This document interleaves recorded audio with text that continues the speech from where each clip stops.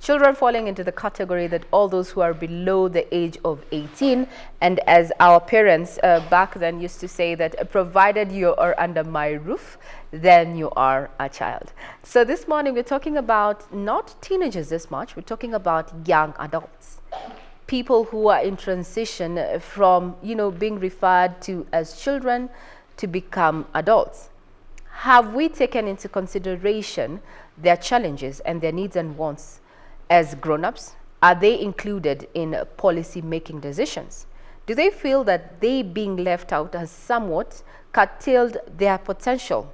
This morning, we are addressing young adults and putting into perspective their challenges and going an extra mile and saying their recommendations going forward. It is hashtag Kids Talk. That's a hashtag capital K, capital B, capital C, Kids Talk. KBC Kids Talk, and our Twitter handle is at KBC Channel 1. Mine is at Ray Manyara. We have at Ram Aguko, at Doreen Arange. What are your challenges as a young adult? And better yet, how do you think these can be addressed? To take us through this conversation, I have a guest with me in studio, and that is Caroline Mundi from the University of Nairobi. She's a student and she is studying criminology and social order. Thank you for your time, Caroline. Thank you so much. Then on location, I have various guests drawn from different parts of the country. Maybe we can just have them wave at us. Let's wave. Let's wave. I can see Natalie.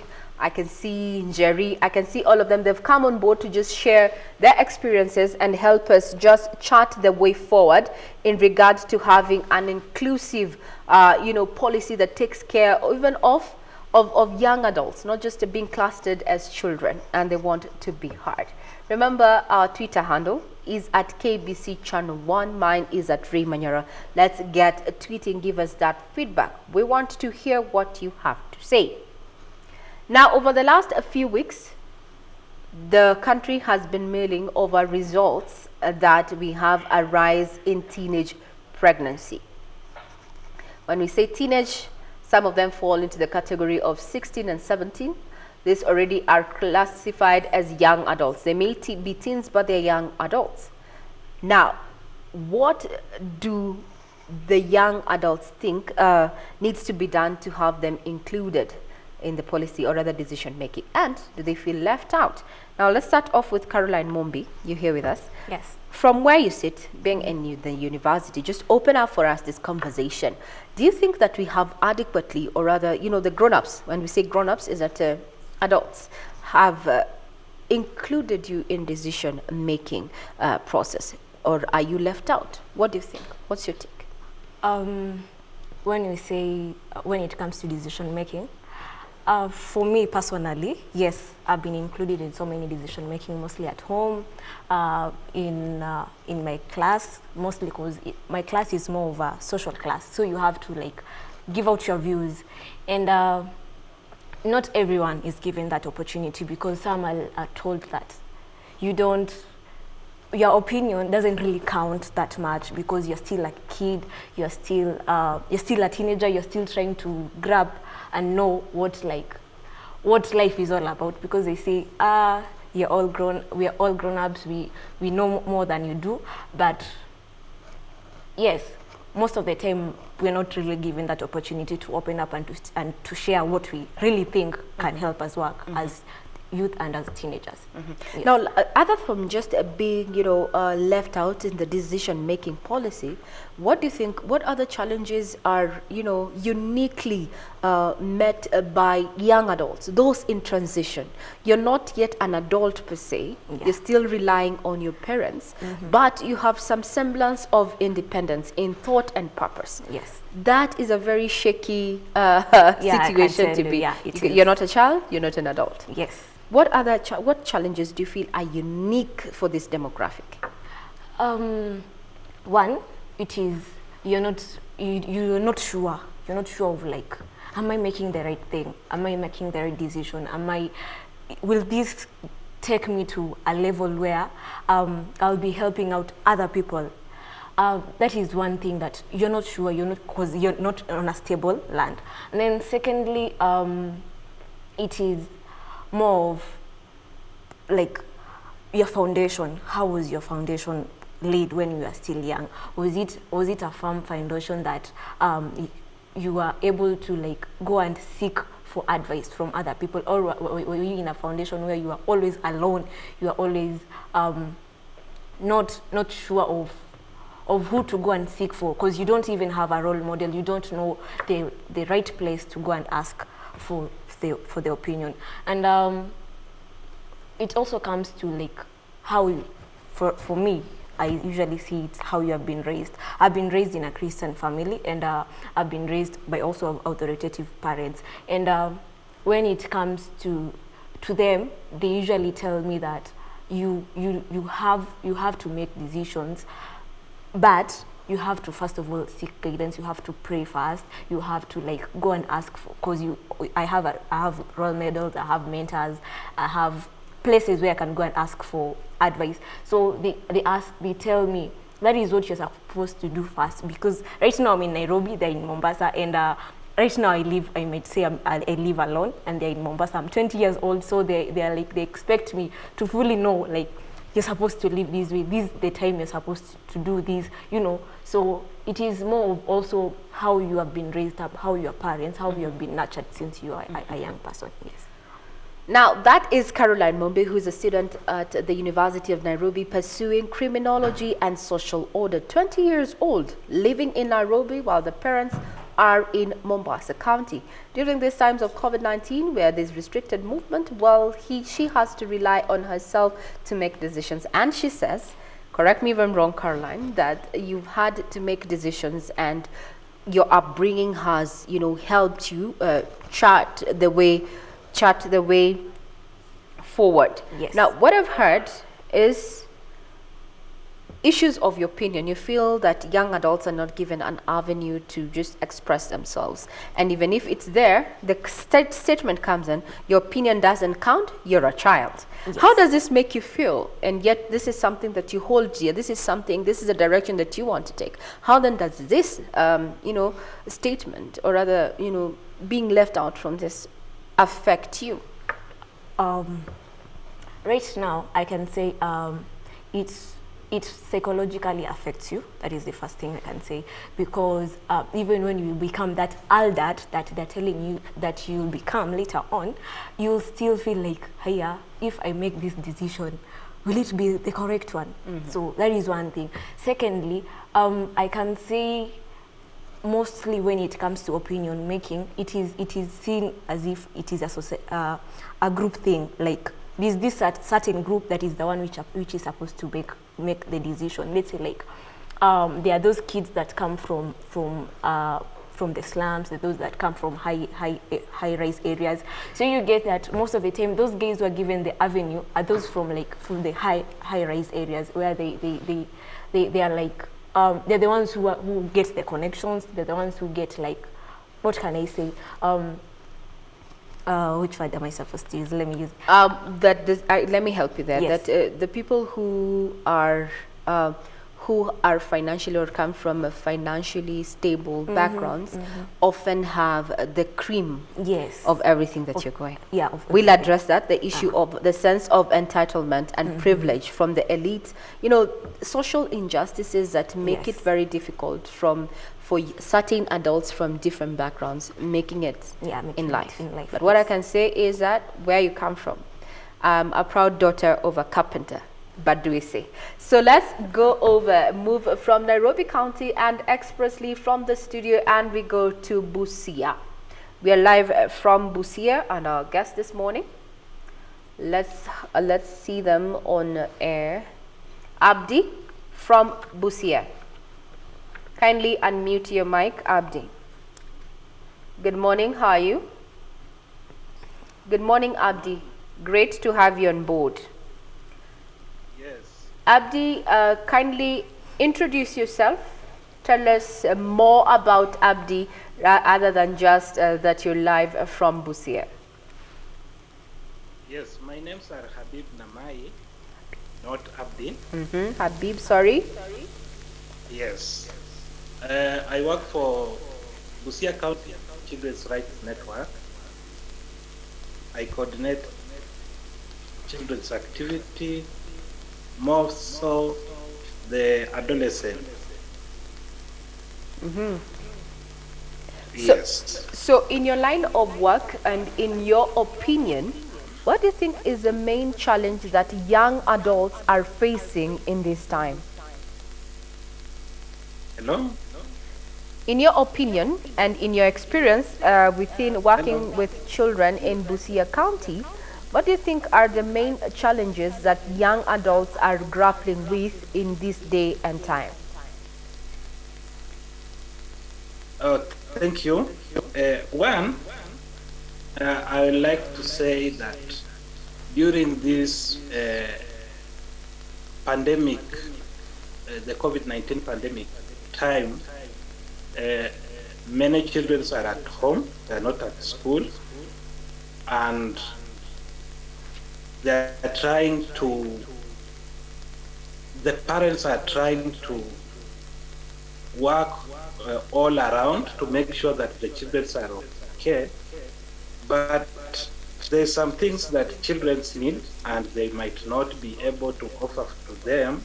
So there's peer pressure from other friends. And these children, when they lack the advice from their parents, they opt to get that advice from their fellow peer. And you can imagine what kind of advice the peer will give uh, to to the friend. So you get that whatever is happening currently, it is influenced by so many things.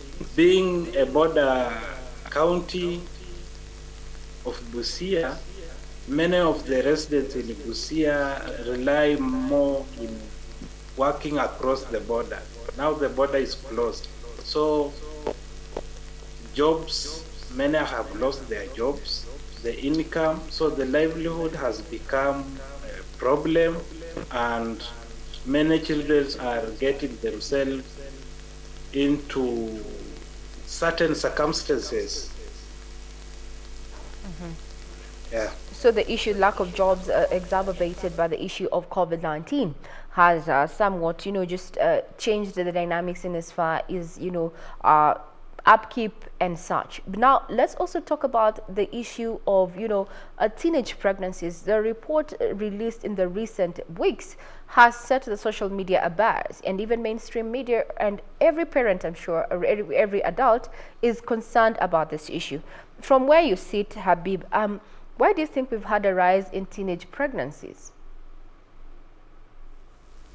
Thank you. For sure, it's a worrying for that percentage of the teenage pregnancy within our young girls. What I'm saying is, during this period, there is this so many people are working from home. Uh,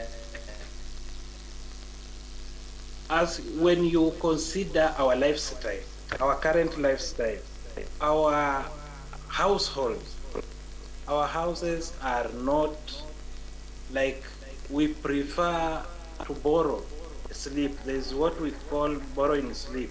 Like, your house is not enough. Uh, most of the time when the kids come back from school, we are used to, you are sent to go and sleep to your uncle place, to your auntie. Now even the auntie, all her kids are around, so the place is full. And maybe there is a neighbor where maybe you can get the space, so you are sent there to go and borrow the sleep, and that has contributed much. We don't have time to do coaching to our children, so we send them for coaching to maybe their colleagues, their fellow students. we don't know what is happening there. So there's many circumstances that lead to this rise of teenage pregnancy. Thank you So very much. Thank you very much, Habib Namai from Busia, who works with the Children Network at the county, saying some we expose our children. You know, circumstantial exposure of children has made them vulnerable and susceptible to some of the ills that you're seeing. This somewhat is in line with one of our contributors this morning. That is Thomas Bosire, who says that. In his opinion, in the regard, in regard to these issues of teenage pregnancies, that most vulnerable children and young persons are abused because they come from vulnerable families. Now, teens with disability are taken advantage of because they can't express or devalue themselves. Now, we will be getting back to that particular opinion. Remember that we are open to your feedback. You can text us or rather send a message on Twitter, that is at KBC Channel 1 News, at Ray Manyara, at Ram Aguko, and at Doreen Arange. The hashtag is hashtag KBC Kids Talk. Today we're talking about young adults. What lessons can they learn? And going forward, their voices need to be heard. What are their recommendations? The hashtag is hashtag capital K, capital B, capital C. Kids Talk. Let's get that conversation going. Now we come back to Nairobi County with Mary Gishoke. Mary Gishoke, good morning. Good morning. Great to have you on board. You've heard what Namai has said, and as well as Caroline. What do you think, is the main challenge that young adults are facing at the moment? I think lack of mentorship. We are from a society where we are forced to do things. You're told from primary school, you need to pass your exams to go to high school. From high school, you need to go to the university. In the university, your parents will look for a relative who has succeeded in life, and they'll say, this is the course you need to do for you to succeed in life. We are not asked about our passion. So most of the time, you'll find young people don't do what they love. And this, in time, escalates the rate of unemployment. Yeah, back to you. Well, that is quite a powerful statement, that you come from a society that forces us to do things. And when I say us, I think you are talking about young adults, Mary Gishoke, and says that it contributes to youth unemployment. How about you elaborate on that? Because from where I sit, I'm a mother of two daughters, and I would want them to be successful in life. So when you say that we force our children to make decisions that are tailor-made for us and not them, I'd want to hear more about that. Mary, maybe you can elaborate on that. From the societal place, we are not given a chance to say what we want.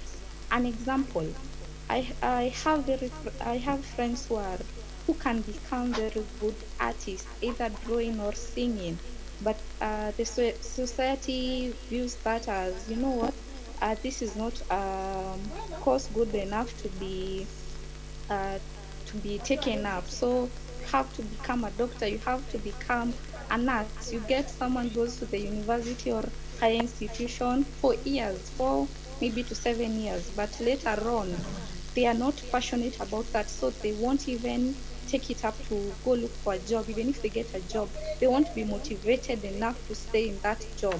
So in turn, we have a lot of graduates who in turn don't have a job because they're not passionate about what they went to the university to do, because the parents of the society did not give them a chance to choose what they want to do. That is Mary Gishoke, live from Nairobi. Thank you very much for your contribution, Mary, there. Indeed, a very powerful statement there, that adults are not listening. Do you concur, Caroline? What do you think about what Mary has just said? For me, I think adults listen. When I was going to choose a course at the university, I first had to check what is my passion? Then I went and told my parents, because I had two options: either I become a lawyer or I become a criminologist. So we went, and I went to my parents and I told them, actually, I don't think law really fits with me, because I'm more of an activist. I like talking a lot. I like going and researching and knowing what is happening around, you know, and trying to get solutions.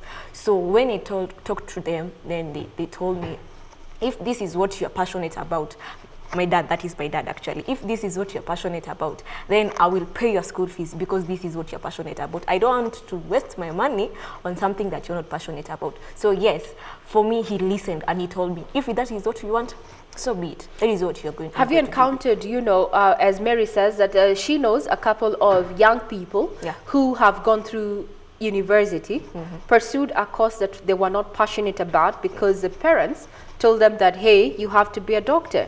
But deep inside, they want to pursue an artistic kind of, you know, profession. Maybe be a disc jockey, what we refer to as a DJ or a musician. But now they can't find, they finish the course, but they can't find the job. Have you had such an encounter? Yes, I've had like 3 friends of mine. There is one who wanted to become a professional DJ, and then he was being told that he had to become either an event manager or something else, but not DJing, because everyone says if you become a DJ, you're not, it doesn't pay. But I think if it is something that you're really passionate about. For example, like DJ Mo, he's a DJ by profession and he gets paid for that. And he doesn't need to have a blue collar job for him to get paid, for him to be able to own a mansionette or a bungalow, to have the vehicles he drives. No. But it's all about, for me, I think it is all about the passion. And if you have the passion and the driven, and if your parents really support what you dream of, and if you're strategic with what you want to do, then finally I believe you'll be able to make it with whatever idea you have. Yes. Very well. Emphasize on white collar jobs instead of blue collar jobs. Career choices are where most you find that that's where young adults differ with their guardians and parents. Now, not bring other than just career choices, the issue of then at what point do you think, or what do you think needs to be done to ensure that this crop of people, this demographic, the young adults, where do you think is the right platform for them to be heard?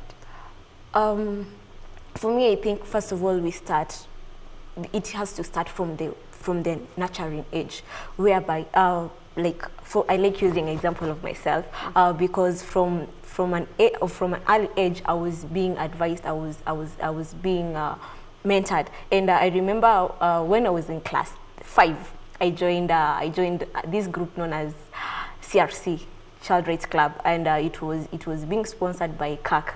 I think you know the director. Yes, Mr. Timothy.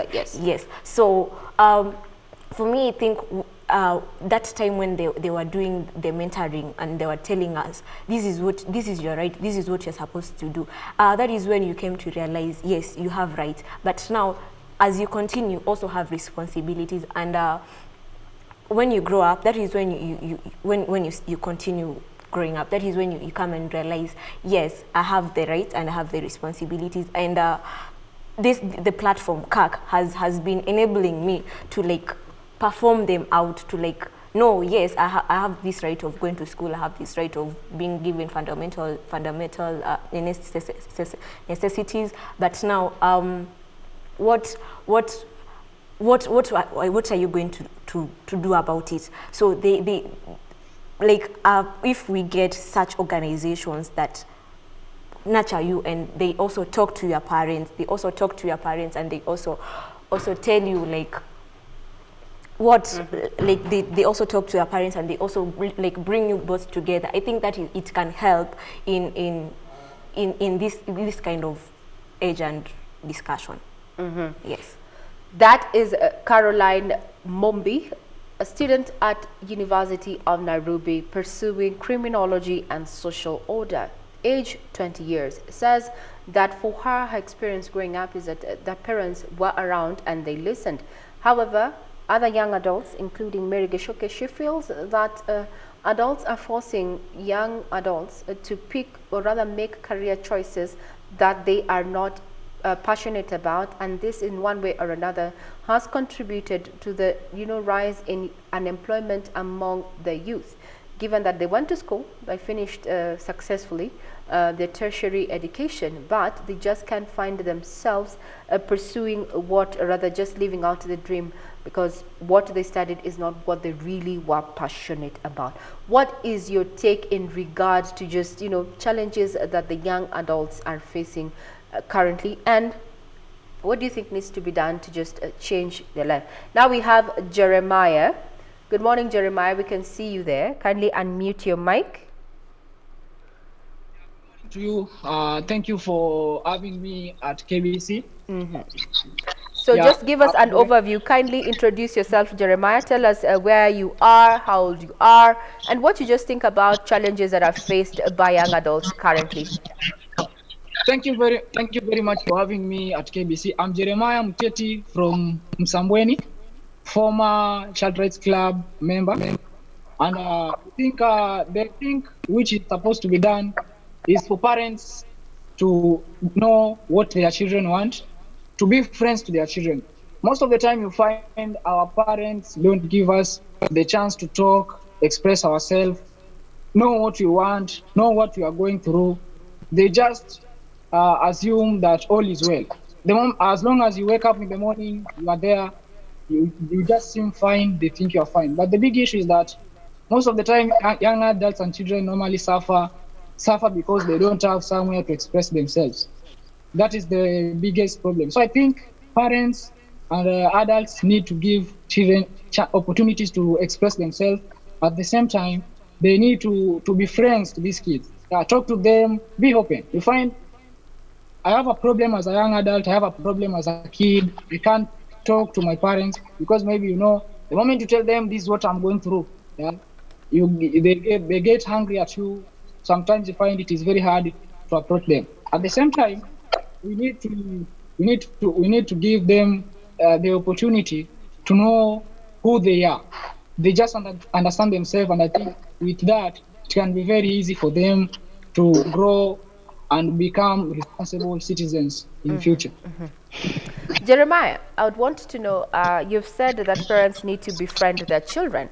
Tell us, how old are you, and what is your relationship with your own guardian? Do you consider them your friends?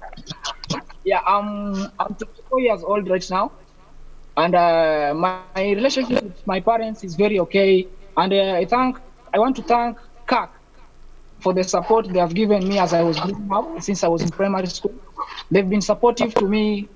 They've given me exposure to know my rights. And this one has helped me to have a very fantastic relationship with my parents, because through the exposure, the seminars I've gone, my parents were involved in them, and it was very nice for me to know my rights. And also, my parents were able to understand what as a kid I'm supposed to be done, and they have given me the maximum support I deserved as I was growing up, because I was able to talk to them. It was very easy for me to express myself to them because I learned my rights. At the same time, they had also learned that it is very nice if they give me opportunity to talk to them and express myself as I'm growing up. So CAC has helped me a lot as I was growing, by giving me the exposure I needed, and teaching me who I am, what are my rights, and how I can also support the other kids as we are growing up in the community. Very well. Thank you very much, Jeremiah Muteti, live from Sambweni, saying that parents need to befriend their children, and that the parents should also forget, or rather stop judging their children much, and just listen a little bit more. Now, how about we cross over to Nakuru County, where we have Nkatha. Good morning, Nkatha. Unmute your mic, Nkatha. Good morning to you, Regina. Great. What do you think about, what is your contribution to this conversation this morning? First of all, I'd want to echo what Habib said in matters of teenage pregnancies, because as it is right now, we have seen skyrocketing numbers. And honestly, it's very alarming. But the fact is, I think it kind of has the fact that we are all holed up in the house with our children right now. It's made us take note of the challenges that these children go through. I mean, teenage pregnancies, then it's nothing new today as it were. It used to be there. The thing is, before we never used to get so many reported cases because most of the time we were up and down as guardians and parents. So we never had the time to even like sit down and take note of what was going around our children. And considering they were also in schools and the teachers had most of the time with them. So I think as a children protection agent in Nakuru, I think um, one thing that is really coming out clearly is that as parents, we're now concerned that our children are going through this, and I mean, it's not anything new. We've gone through this before, but now the challenge is as parents, we don't know what to do next. So most of the time, like I was handling a case where a child is pregnant as we speak, and she was defiled by the mother's boyfriend. And unfortunately, now the mother doesn't know how to go about it because this man is seen as the provider to this family, and the child is also part of the family. So the mother has to choose between this man and the child. So as a guardian, she has no clue on where to start. So I think the best solution for some of these things is to sensitize the parents on where to start, what to do in case of those things happening, because they happen. It's not like they don't happen. They will happen, and they happen. So when they do, kindly let's sensitize the parents on what to do when it comes to supporting the children and being there for them. The other thing that I'd want to talk about in terms of career and guidance, I mean, personally, my mom knew like since I was about 3 or 4 years, she knew I loved children. But when it came to choosing the selection at the university, I was told to do BCom finance. So I mean, technically, you cannot relate where children and finance is coming in, you know. But But now we are glad that you are already on the right path. Thank you very much. Thank you very much, the Ankata, saying that indeed the parents wanted her to take finance, but she stuck to her guns. We're happy that she's working with children and says that this is the high time that parents also got sensitized on how to better protect their children. Then, thank you very much. Now we're joined by Jackie Njeru. Jackie, good morning. How are you? Jackie, good morning. Good morning. Glad to have you on board. How about you just give us a brief introduction of who you are and where you live from? Oh, thank you. I'm in Nairobi. My name is Jackie Njeru. I'm a journalist and a mentor to so many young women. Let me start by saying that I am so proud of you, Carol Munene. We've walked the journey with you from high school to now. You're all grown up. I'm so proud of you. Caroline, what do you have to say about that? Thank you so much. Yes, she has been my friend for a long time, and we have grown up, and we have also been trying to mentor young girls because for her, she has got a story. She has a really deep story, I can say. How about Jackie? You share that deep story that Caroline seems to be in on, and we are not. We'd want to know your story. Given what we're talking about right now, is that lessons that you can learn from young adults from their challenges, and they want to be heard. What are these recommendations that they have going forward that we have them fully included as we're making our decisions, as as policymakers are making those decisions? Jackie, the floor is yours. I think one of the biggest challenge that young people have is social media. You want to be like so and so. You want to dress like so and so.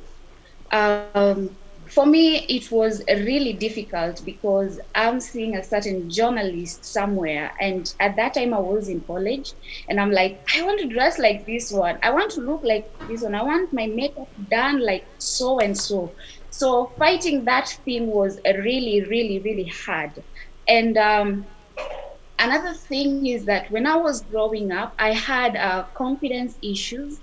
And I think that's one tough thing that young people go through when you're not confident enough to say no or to resist something, Yeah. and all the bad company and blah blah blah. So that's one thing that I am sure that is a bit challenging to most young people.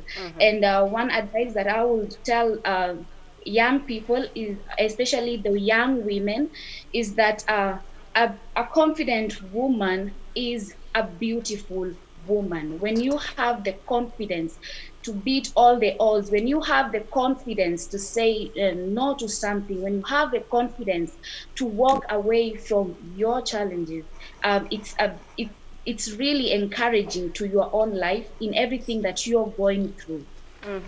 A confident woman is a beautiful woman. Issues of confidence, issues of peer pressure exacerbated by the uptake of social media. That's what we have from our guest there, Jackie Njeri, who is live from Nairobi and happens to be a friend to our guest this morning, who happens to be Caroline Mombi, saying that she struggled with, confidence, but she's here, she's smiling, and she's where she wants to be, and she's headed, and also offering issues of mentorship.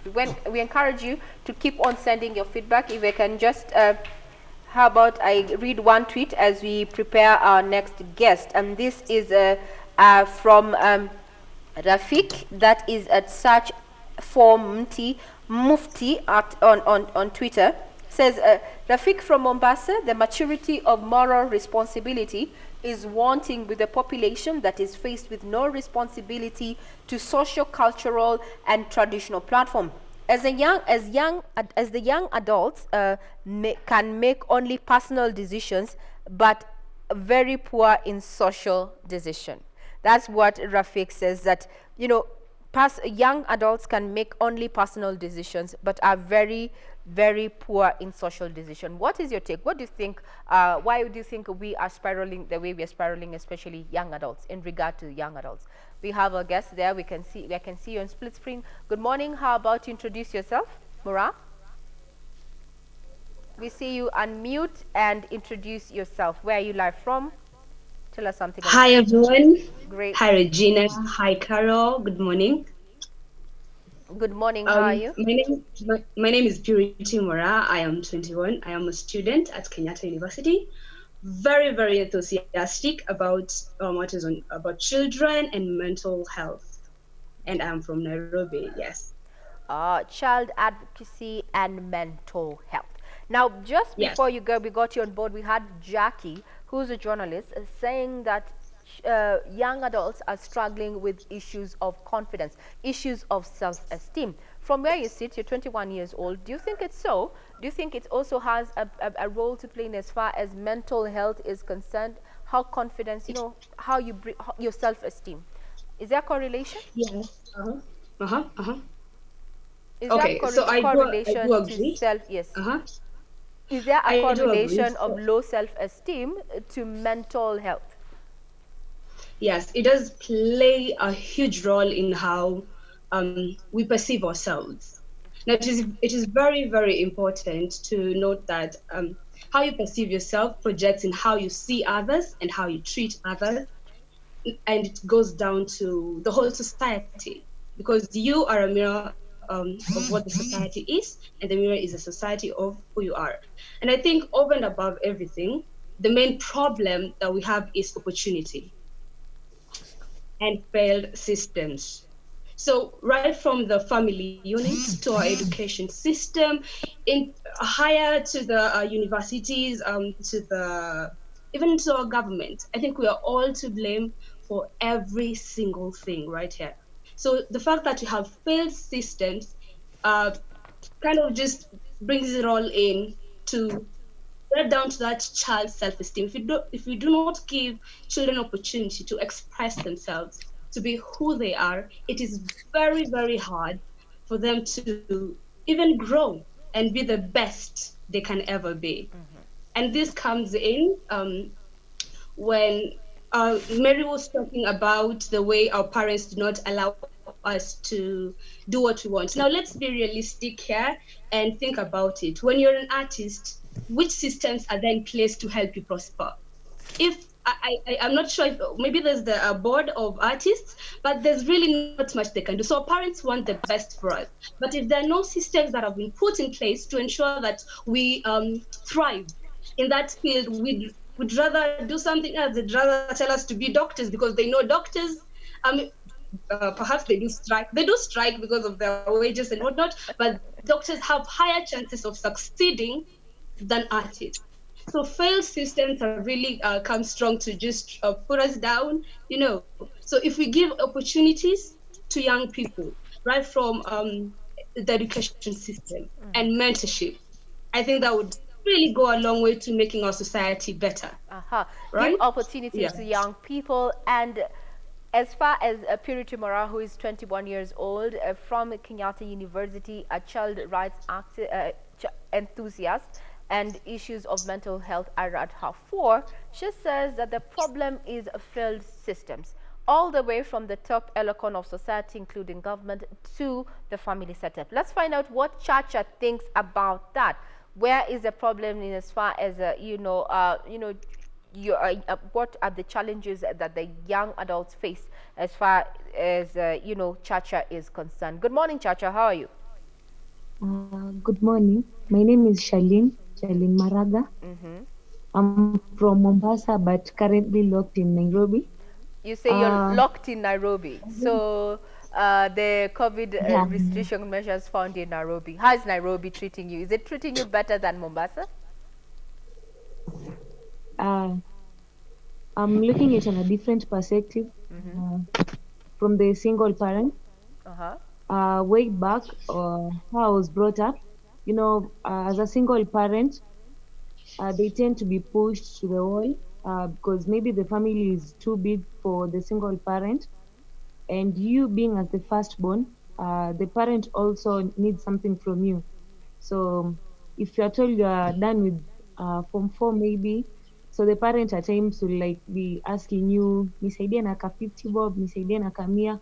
So you feel pushed to the wall also, you want to help, but because of the living standards at home, you also get exposed with these delinquent peers, you get exposed.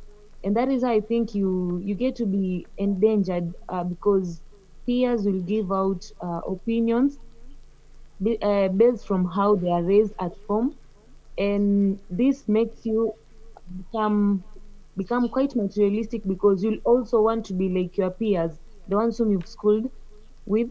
I'm a beneficiary from Solgidi, Saving Girls with Distress in Mombasa.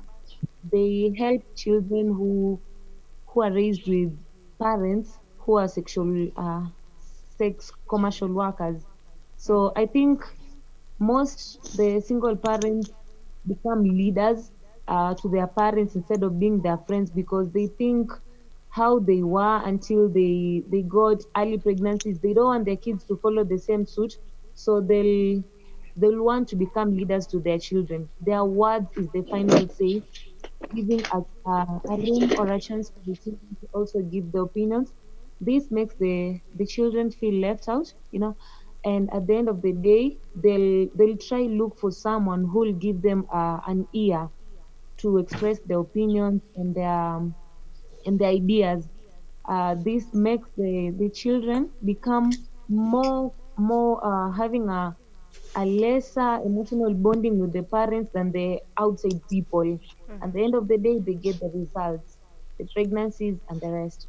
Thank you very much. Quite profound take home there from our guest this morning, saying that for as long as adults, especially parents and guardians, don't give their children an opportunity to speak, then they will get someone else who is ready and willing to listen to them. And most often, this is someone who is taking advantage for the lack of communication at home and to just force themselves on them. And the results, as you've seen for her from where she sits, is the issue of teenage pregnancy pressures at home. Now let's cross over to Embu Kieni with Yate. Good morning, how are you?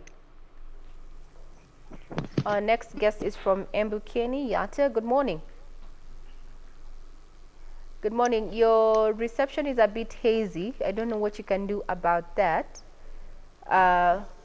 While we're still getting to just get our next guest to come on board, in summary, Caroline, you've had Quite a mouthful there.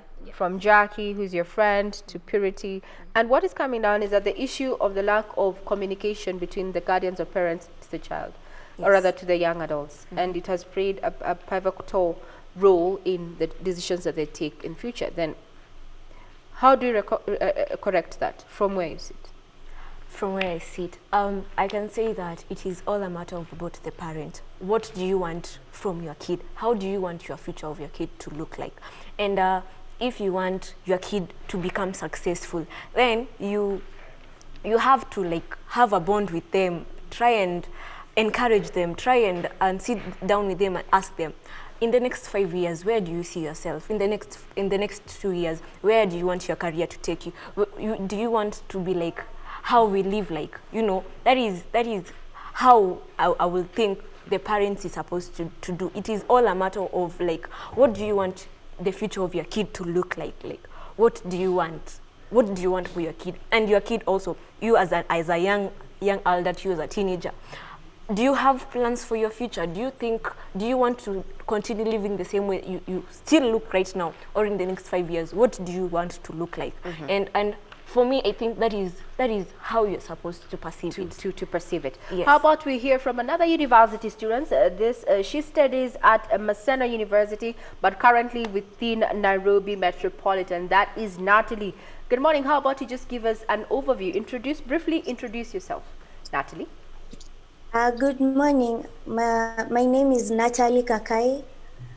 I'm a student at Maseno University. I do communication and media technology with IT. When it comes to children, it's really close to my heart, children and women, because growing up, I was raised by a woman who was passionate about it, and it just flowed down to me. So, yes. So in your opinion, Natalie, we're talking about the role that parents and guardians play in just, molding your perceptions as young adults. Do you feel that young adults have been included in decision making? Okay, whether they've been included, it depends on, it is not fixed for people. It just depends on the culturalization of people. For example, for me, culturalization, being raised at home, I was given the opportunity to speak my mind and just be who I am, because my mother is very open and my father was the one who was strict, and so there was that balance. So I was able to grow up being able to express myself and just follow what I want to do in life. And yeah, but it's not like that for everybody, because for some people they are not given that freedom to express themselves from the family level to church to school. Most of the time they are just closed down, so you find that it becomes an issue for young adults. And because of that, they growing up, they have identity issues, because they weren't given an opportunity to express themselves, and so now they try to find themselves in through peer pressure, trying to copy people, and they lose the originality in them, and it just becomes a big mess.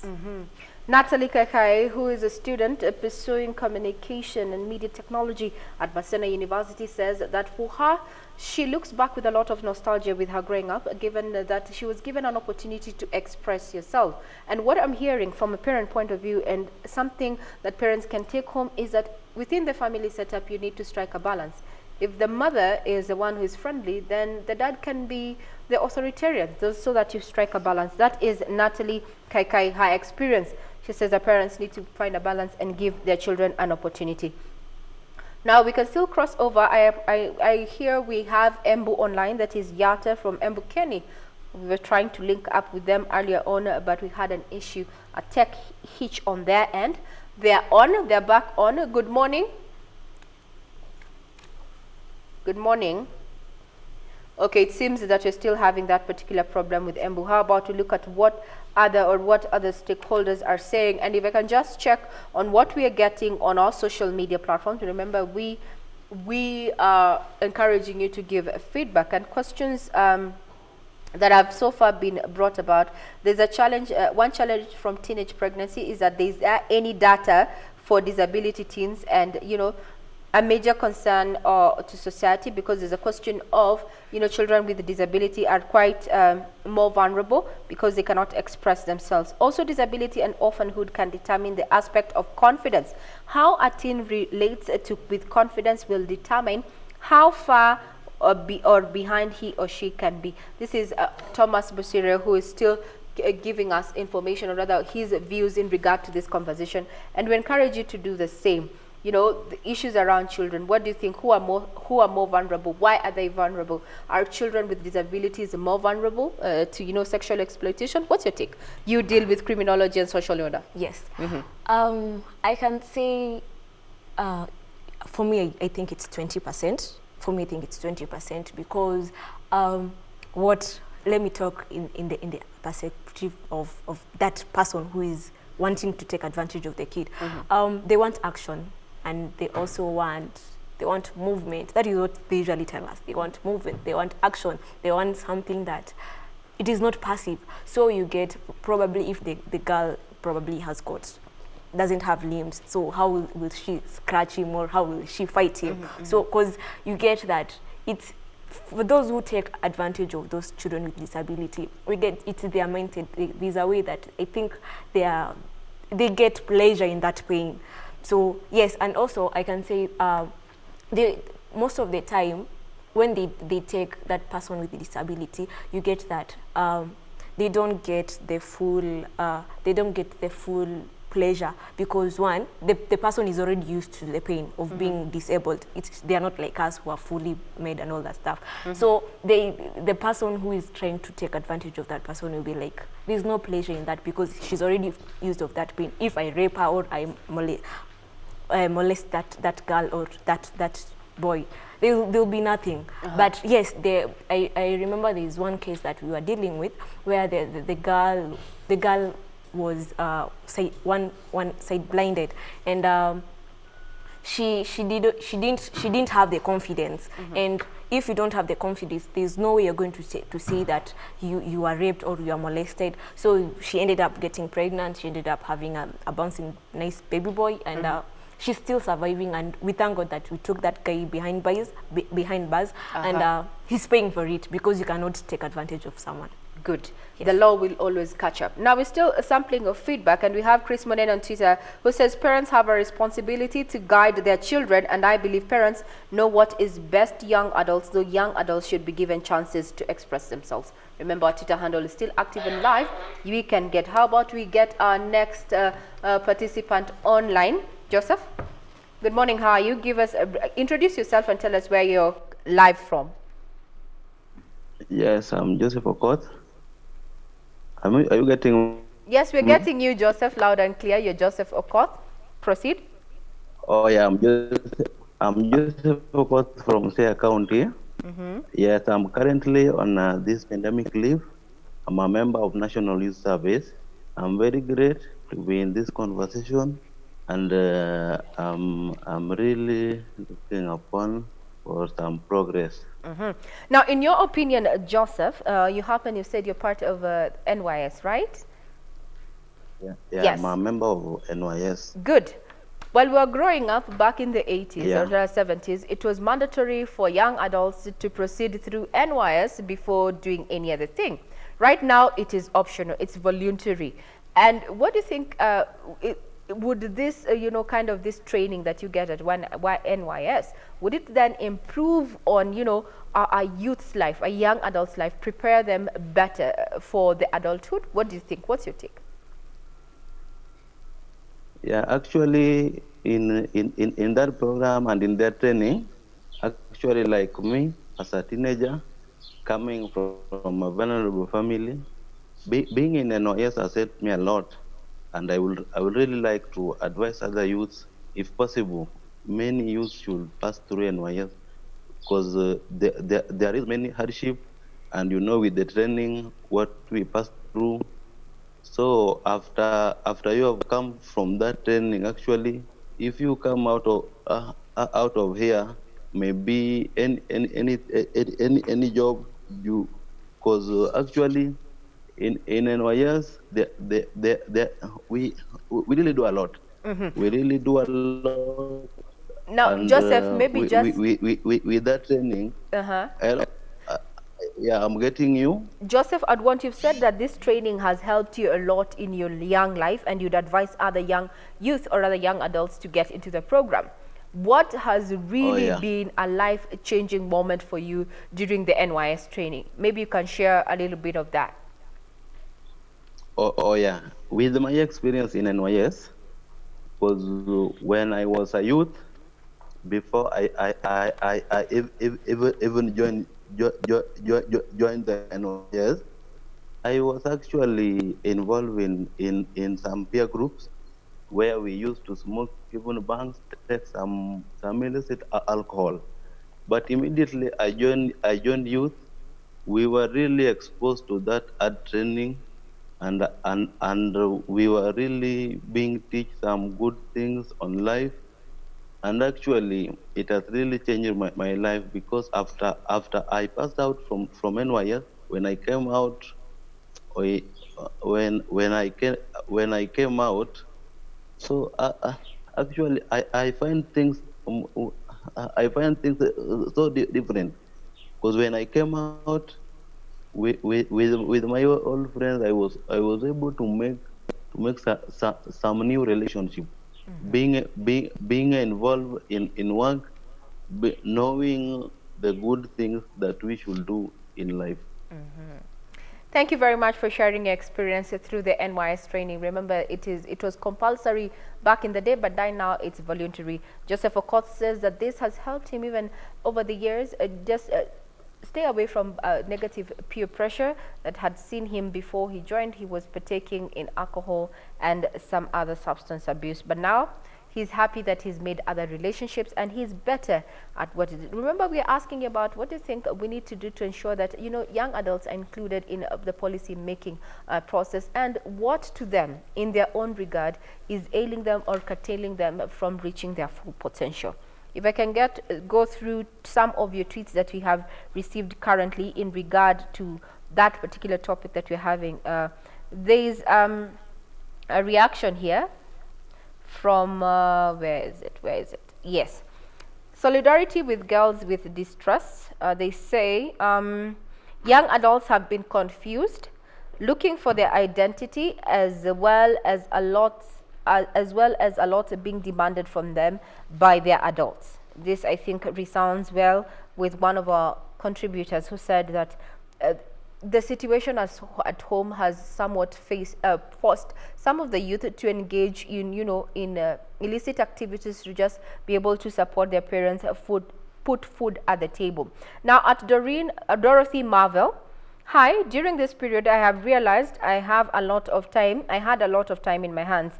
I need advice on what I can do to stay productive. So do keep it right here. We're also going to be talking about recommendations, how you can engage yourself in activities that are not detrimental to you going forward. We're going to be engaging different experts as to where the opportunities lie and what you can do going forward. Now, Chris Monene says, parents have a responsibility to guide their children, and I believe parents know what is best for young adults, though young adults should be given a chance to express themselves. He further says that he is proud to see his niece, and teenagers should learn to honor adults. I hear something there, Caroline, the issue of respect and honoring, I think, the peers, or rather their mentors, the issue, that disparity. Then how do we bridge the gap between being respectful and still standing firm in what you want to do as an adult, because those are places that they clash. Yes. Actually, for me, it was quite hard one time, mostly, can I say early last year, when I was trying to know where do the lanes lie? Where am I supposed to respect and where am I supposed to? But I'm going with it. I am still working on it. I can't say that I'm fully done. And where it lies, it is, first of all, what do you have anything both of you in common? Like you need to have common grounds. Like for me, when I take example of my parents, there's this part where they tell me, yes, you want to go to school and you have said you'll take criminology, but yes, if you take criminology, what will you do about it? Because not many people take that course, mostly if they are ladies, not most of them who take that course. So my parents are like, yes, you have taken it. Will it be helpful to you?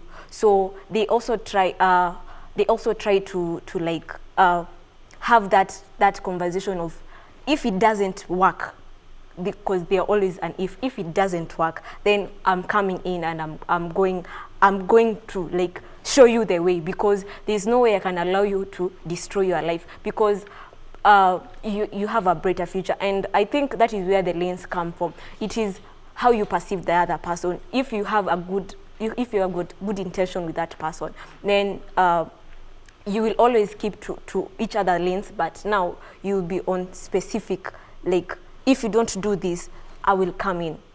Yes. Then, yes, there's the blurring of lines in between, being respectful and also standing your ground. Yes. Now that you've already established that, going forward, taking into consideration that youth have different wants and needs, especially in career choices, as you've heard from all our participants saying that they digress, they differ. You're pursuing criminology and social order, and you've shared something that, you've heard from the other side, from these people who are committing these heinous crimes. As advice to parents, who are dealing with young adults, they're yet to go to college or they're already in college and university. What can they learn, or what information can impart to them so that they can ensure that their young adults are safe? One, I think you really have to pray for your kids. My mom and dad pray for me a lot. My spiritual parents from Deliverance Church Mikindani, they also pray for me. They also try and talk to me. So one, I think it is a matter of like praying for your kids.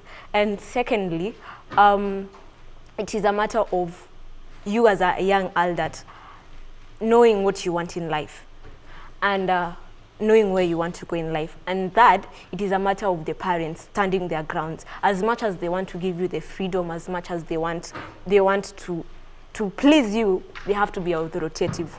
And being authoritative doesn't mean that you become, you start like having those rigid laws of like, this is the law. You're going to sleep at 8 p.m. and you're going to wake up at 7 a.m. No, as much as you have the laws, let them be a bit flexible so that they can have a room for change, a bit of change, which is positive. So I think those are the three fundamental things I would like to tell to the parents. One, be spiritual, pray for your kids. If you're a Muslim, you go, you tell them how to read the Word of God. Secondly, as the kid, you have to know what you want in life, because it is not easy. It is not easy to know what you want in life. I have been asking myself for the last period of three months, what do I want in life? Where do I want to go later in future? And thirdly, it is let the parents be authoritative, because if you become authoritative, you'll have a brighter future, and you'll never complain about your kids. Mm-hmm. Yes. That is our guest this morning, Caroline Mundi, who studies criminology and social order, age 20 at the University of Nairobi, sharing her insights and what she thinks needs to be done to ensure that young adults cease somewhat to struggle as they do to just get, or rather find, their place in society. This morning we've had several guests drawn from different parts of the country, and I'd want to thank all of you who came on board. And shared their experiences. We also had Habib Nyamai from Busia County, who says that the issue of, jobs and, just trying to make ends meet has seen most young adults now venturing out to try and also complement what their parents and guardians are putting forth on the table. Mary Geshoke from Nairobi said that the issue of lack of mentorship and the fact that the society has forced us, and using us here, she is speaking to young adults to do things their way, yet they can, and this has, in her opinion, contributed largely to youth unemployment, saying that children should be given, or rather young adults should be given, an opportunity to just pursue careers that are, they are passionate about. Jeremiah Muteti says he gives thanks that his parents are not just parents and guardians, but they're also his friends and have helped him just get, share his views going forth. We had Nkatha from Nakuru, who says that COVID-19 also has highlighted gaps within the family setup that have led to circumstantial exposure of our teens, and blames this, rather has pointed out to this issue, teenage pregnancy, and parents need to be empowered as to how they can ensure that their children are safe. Then we had Jackie Jerry, who happens also to be a friend to our guest this morning. She's a journalist. She says the issue of self-esteem is something that young adults are struggling with, especially this in the fourth revolution that is driven by technology. They're seeing so much on social media. Their icons are dressing in a certain manner. They are doing a number of things, and this has piled on pressure onto them and advices. And I'd want to take this advice to heart, especially for young women out there, is that a confident woman is a beautiful woman. That's my take home this morning, and I can see Caroline nodding. Do you want to add to that? Perfect. We will not add. No more adding. No we more will not add into that. That a confident woman is a beautiful woman. Yes. Hold your head high. It doesn't matter if you're a size 22 or a size 6. People are grappling with how they look.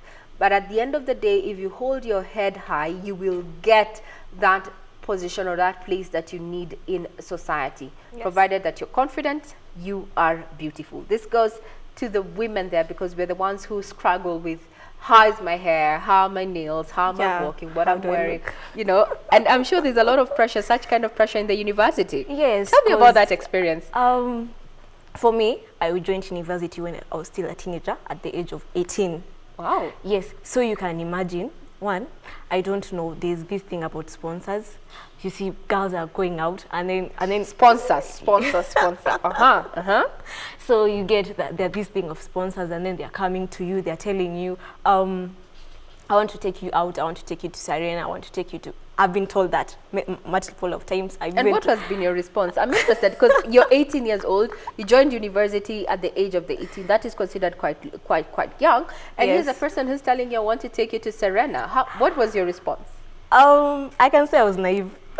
that is one thing. I can say I was naive, because I was like, you're taking me to Serena. I don't know you, so why are you taking me to Serena? So no way, I'm not going. Then when I go and share it with my friends, they're like, you didn't want to go to Serena, girl? Like, yeah, like, seriously? Why didn't you not go there? Like, why? That is an opportunity of a lifetime. Then I'm like, no, I will just take myself there. If I want to go, I will take myself for and go with my parents and tell them, man, I want to go to Serena. Are you going to take me or not? That is, I think, for me, I had that confidence in me. I had been mentored in a way that I was sure this is me, and there's no way you're going to please me with material things, and there's no way you're going to please me with your words, so that I can be like the others. The material world. No. It's very alive in the university. It is very alive, because you get people go out, drink, mostly if you are living alone, and then every now and then it's like, where are you? Can I take you out? Can we go for a drink at Casablanca? Can we go, Then and you like declined to go to Casablanca. Oh my girl, you're doing very well for yourself. It's good, but now that just goes to show that peer pressure does not just end in primary school. When you're told, when your social studies teacher is teaching and saying that you need to be wary of the company that you keep, even as adults. even in this work setup, there's a lot of pressure. You're expected to sit in a certain manner, speak in a certain manner, walk in certain circles. But I have borrowed Jackie Njeri's word that a confident woman is a beautiful woman. It doesn't matter where you come from. It doesn't matter if you're wearing Lamboutins or not. It doesn't really matter. What matters is that you are confident in your own skin. Purity Mora says and has blamed the problem squarely on the failed system, all the way from the top echelon of society, saying that they have failed to give opportunities to young adults, and this has costed them way too much, and they're ready to bargain for, and this needs to change. We had also Natalie, who studies communication and media technology in Maseno, saying that she applauds, that she's happy that her parents took time to give her an opportunity to just, speak out her mind, and this has helped. And she said that her mother really listened to her. Well, the father was still is the authoritarian. At least she could talk to her mom. So parents, we need to strike a balance, when to be a friend and when to be this, the authoritarian in the home. Joseph of Courth, who has ended the conversation, says that NYS for him has given him a perfect opportunity and a second chance at life, giving him, moving away from, alcohol abuse and the issues of, peer pressure. So we have been having a conversation, hashtag KBC Kids Talk. And we appreciate your feedback that you've sent on Twitter and also other social media platforms. Being Thursday, we focus on children, because we believe here at KBC Channel 1 and especially Good Morning Kenya, the children are not just leaders of tomorrow. We build these leaders today. Now, give them an opportunity to have a conversation. We have an exclusive performance by one of our guests this morning. I'm not going to spill the beans, but Dorina Ranga is going to be coming up in not too long. So do keep it right here. The hashtag still remains. Continue giving us your feedback as we continue to see how we can give opportunities to children and young adults so that they can feel part and parcel of the society. I'm Regina Manyara, and my guest has been Caroline Mombi, sitting in the studio, as well to all the other guests that took part in the Zoom meeting this morning. Thank you very much for your time. Now, I leave in the able hands. We have an exclusive from our guest who is coming in too long.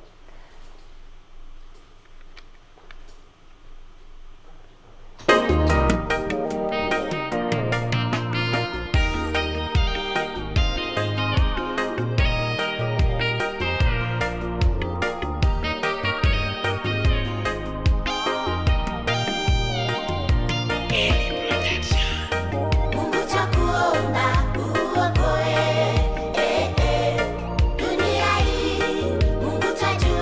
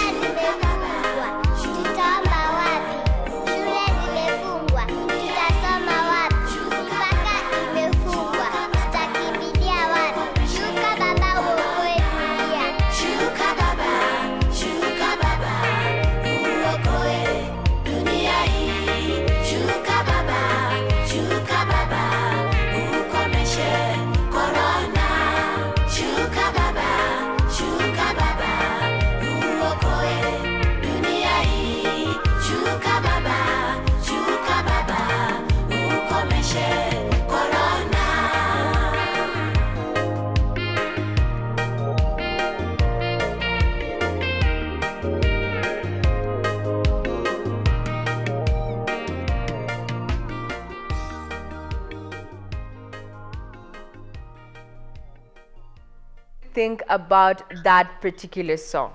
I'm going to engage our guests here on Zoom this morning. How about we get some feedback? Who do we start with? Nkada, let's hear what you have to say. What do you think about that particular piece this morning? I actually totally love this song. And the fact that we're engaging the children in all this actually kind of gives me the goosebumps and a lot of happiness knowing that our children are represented and they can air their views in terms of music. They don't necessarily have to speak it. And I actually want to congratulate the parent to that small girl. The fact that he or she understood that the girl can do what she's doing, and she's taken up the lead role in ensuring that that talent is nurtured is quite something. I'm actually excited and very happy for that. I hope more parents learn to do that. And I'll leave you with that quote that that says that children are like a wet paint. Every time you touch it, you leave a mark. So as a parent, as a guardian, what kind of a mark are you leaving in the life of that child? Very well said. That is Nkathe, who was one of our main contributors from Nakuru County, saying that our surprise guest, who happens to be in studio.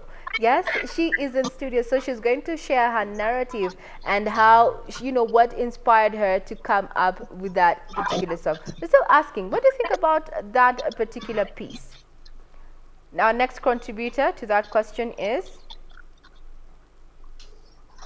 I have all of you online. Let's have Chacha from Msambweni. Jeremiah from Msambweni. Thank you very much. I think for the parents who are watching right now, they know that that's the duty of engaging children in showing what they love, in doing what they love. So it is a message to the parents. Yeah, you give your children opportunity, give your kids opportunity to do what they like most. Support them, give them support, let them do what they love. It makes me feel very happy seeing a kid like that singing a very beautiful, sensitizing Kenyans on how to stay safe on Corona. It makes me very happy. So parents, yeah, who are watching the show, please support your kids in what they love. Give them opportunity to do what they can do. It's not just a matter of always, yeah, giving them the chance to do what they want or to do what you feel like it's best for them. Give them opportunity to do what they like most, and it normally makes them grow to about. It's very nice. Thank you very much, Jeremiah. Our next guest, we want to hear feedback about that particular song. Thank you. Next, Jack and Jerry, what do you think about that particular performance by that young girl? It's really, really beautiful. That is one.